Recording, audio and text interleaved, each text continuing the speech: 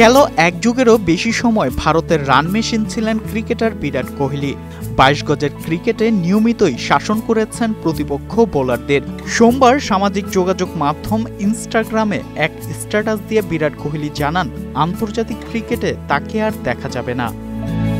কয়েকদিন আগেই ভারতের টেস্ট অধিনায়ক রোহিত শর্মা অবসরের ঘোষণা দেন। এরপরই গুঞ্জন উঠেছিল টেস্ট ক্রিকেট থেকে বিদায় নিতে যাচ্ছেন কোহলি।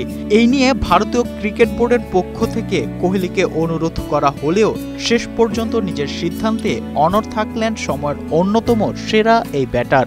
রোহিতের মতো তিনিও মাঠ থেকে বিদায় টেস্ট খেলার সুযোগ পাচ্ছেন না।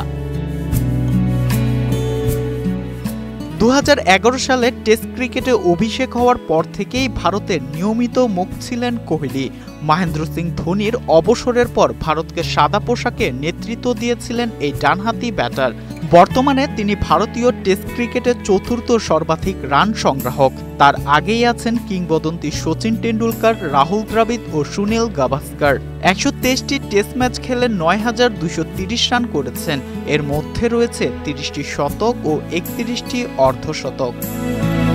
বিরাট কোহলি টেস্ট ও টি-20 ক্রিকেট থেকে অবসর নিলেও একদিনের ক্রিকেটটা চালিয়ে যাবেন। সাজু, বৈশাখী সংবাদ।